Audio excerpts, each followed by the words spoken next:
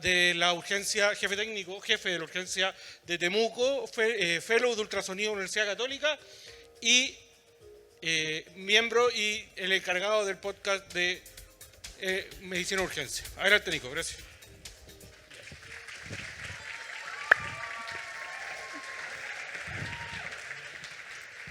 Bueno, partir agradeciendo, muchas gracias por la invitación, siempre es un honor estar acá. Y quisiera partir con una reflexión. Imaginen que los pacientes no pueden elegir cuando ellos llegan al reanimador. Así que el que tiene que saber cómo intubar son ustedes, somos nosotros. Así que espero que valga la pena haberse quedado hasta esta hora. Pero necesito primero el pasadiapositivo. ¿Quién lo tiene? Jessy, ¿tienes tú? Bueno, son detalles. Bueno, partamos entonces. Quiero que se imaginen ahora que váyanse al Congreso, pero no literal. Váyanse al reanimador. Quiero que en este momento piensen en un paciente que van a intubar. Me gustaría que ahora pensaran en los sentimientos que tienen, qué pasa por su cabeza, qué les gustaría que pasara y cómo les gustaría que el transcurso de este procedimiento tuviera el resultado final. Y imagínense estar en ese momento crítico, quizá alguno como siente ese cosquilleo. Y yo creo que todos quieren lo mismo. Todos quieren un 100% de efectividad y hacerlo de una manera eficaz y rápida. El problema es que siempre cuando hablamos de vía aérea, ustedes van a pensar en las 7P, en la secuencia rápida de intubación. ¿Y por qué es un problema? Porque una solución no es para todos los problemas. Y eso nosotros lo sabemos muy bien. ¿Es la secuencia rápida de intubación el mejor escenario en un paciente que, por ejemplo, está con una hemorragia digestiva alta activa? ¿O es el mejor protocolo, la 7P, para un paciente que tiene una obstrucción intestinal, está choqueado y está vomitando activamente? ¿O un paciente que tiene un angioedema severo con distrés y estridor?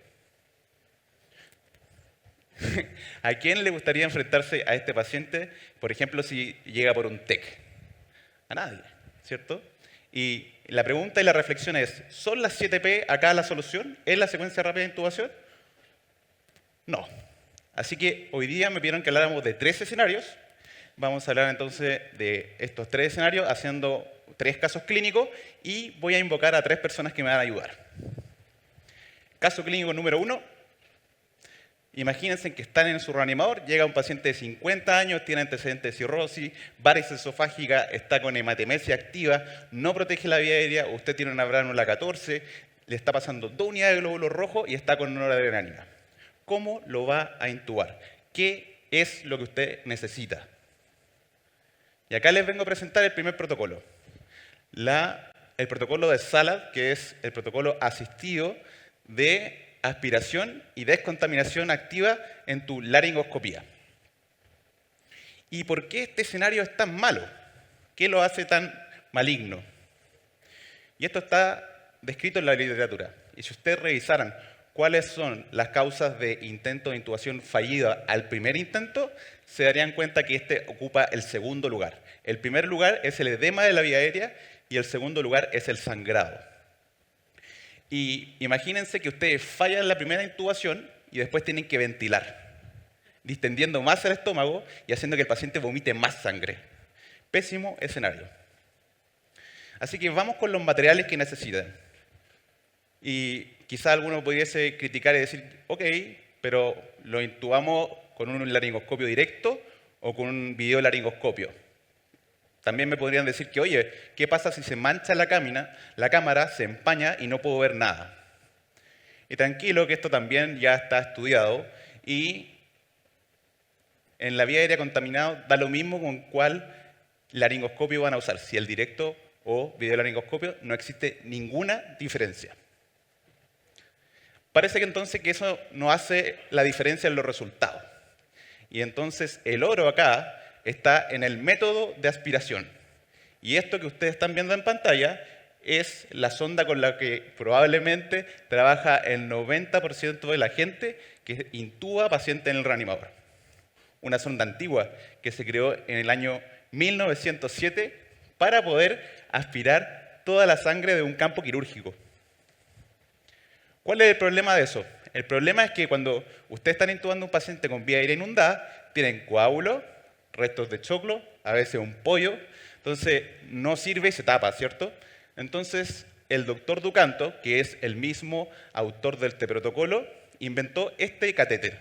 El catéter Ducanto, que paso el dato, debe costar algo así como 5.000 pesos chilenos, no más. Se diseñó en el 2016 y tiene un diseño anatómico que te permite maniobrar mejor el catéter. Además, siempre está encendido y tiene un lumen grande, lo que permite aspirar coágulos y restos alimentarios.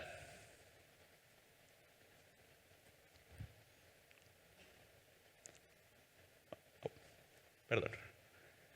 Y esto se estudió de si este método de aspiración era superior a los que conocíamos y efectivamente, en este estudio del 2022, fíjense que la Ducanto contra cualquier otra sonda aspira cualquier fluido, incluso el más viscoso, ya como por ejemplo el pudín. ¿Y cómo lo hacemos entonces? Acá lo que hace el operador es que esta sonda la ocupa como un laringoscopio. Entonces hace y empieza a aspirar la faringe, la ocupa como un pivote, tratando de hacer el espacio para poder insertar también el videolaringoscopio. Fíjense entonces cómo él está aspirando activamente y está empujando la lengua para hacer el espacio. Luego de eso, trata de maniobrar, avanzar un poco el videolaringo y trata de aspirar activamente la orofaringe. Posteriormente, cuando ya ve las cuerdas vocales, continúa la aspiración y aquí viene un momento clave.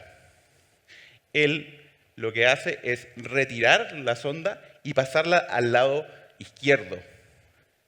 Esto se llama el parking de la sonda Ducanto y te permite entonces ponerla en el esófago y mantenerla ahí mientras estás haciendo el procedimiento.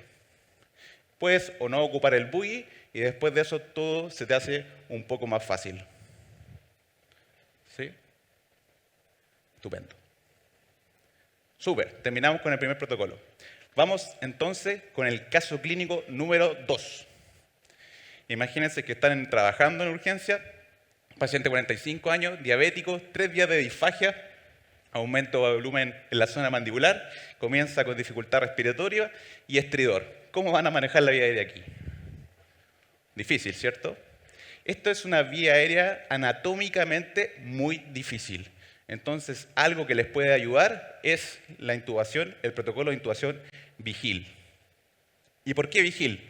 Porque voy a tratar de mantener la ventilación espontánea de forma constante. Voy a evitar sedar al paciente y sobre todo voy a tratar de evitar, por sobre todo, el relajo del paciente. Necesito que mantenga la ventilación de manera espontánea. ¿Y cómo lo hago? Acá el secreto es anestesiar la vía aérea. Eso es la intubación Vigil, anestesiar de manera tópica la vía aérea. ¿Cuáles son los pacientes que tienen esta indicación? Aquellos que ustedes vean que la vía aérea es anatómicamente difícil y el paciente, por sobre todo, es cooperador.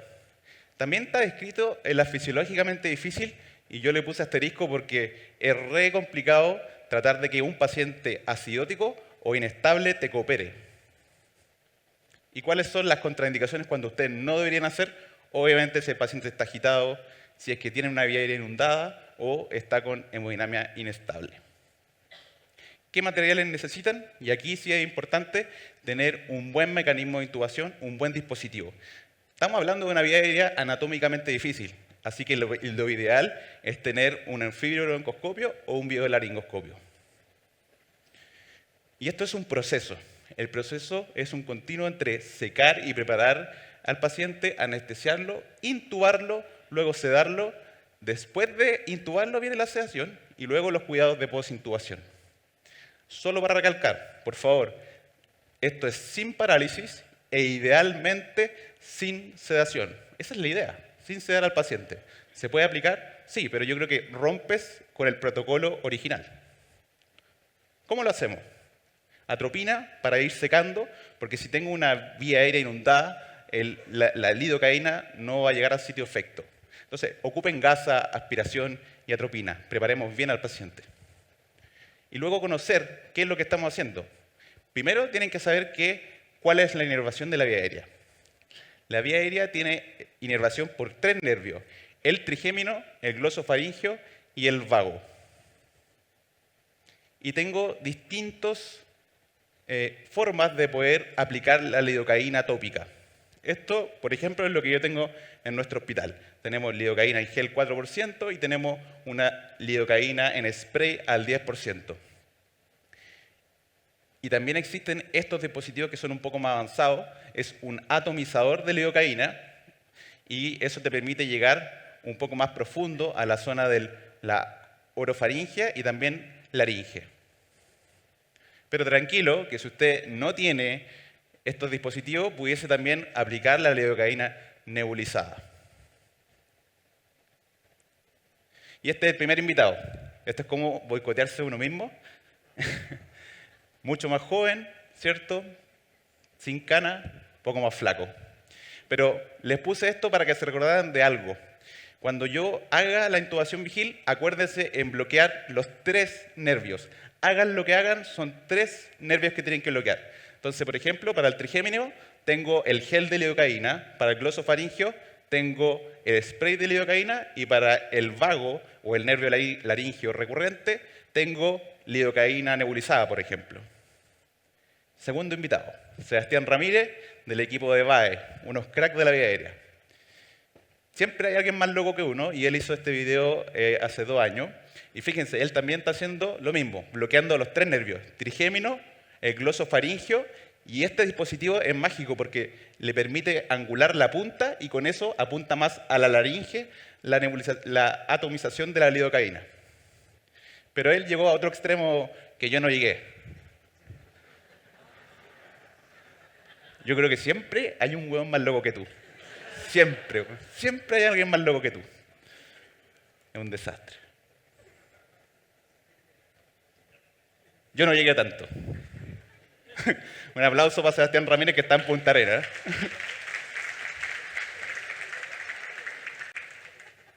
Último caso clínico. Llega este paciente y créanme que no es por Botox.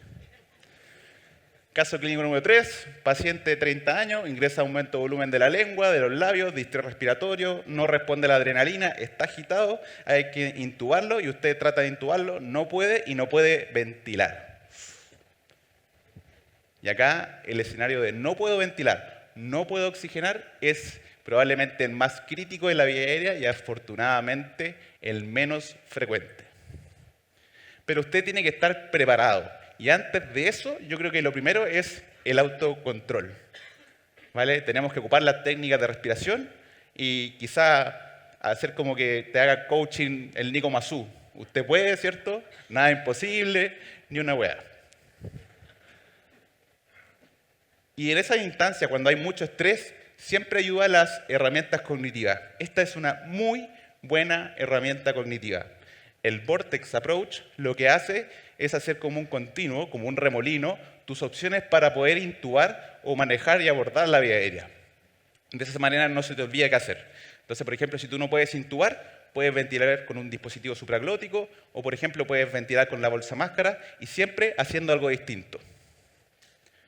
Y cuando eso pasa y todo falla, usted tiene que tener las cosas listas. No tiene que estar gritando, pásenme esto otro. Ese es el peor escenario. Entonces, sí o sí tienen que tener este kit prearmado. Y no es tan complejo. Necesitan 3 cosas. 4. Su dedo, un tubo número 6, un buggy y un bisturí número 10. Y obviamente conocer la anatomía. Van a cortar el cuello. Por lo menos tienen que saber qué van a hacer. Entonces, lo que van a cortar es el cartílago, la membrana, cricotiroidea, la que está entre el cartílago de la tiroides y el cartílago del cricoides. Y la gracia de eso es que, ¿por qué se eligió ese punto? Es porque el cartílago de la cricoides en la zona más posterior es mucho más ancho, así que protege y así no llegas al esófago. Por eso cuando la gente está así, no es tan fácil llegar al esófago. Siempre identificar, ¿cierto?, de alguna manera la anatomía, y esta es la técnica del handshake laringeal, que ustedes con la mano no dominante reconocen el hueso hioides, luego el cartílago de la tiroides, que es la manzana de Adán, y con el dedo índice van tocando la membrana CTM. Pero es la membrana cricotiroidea, por si acaso, en inglés.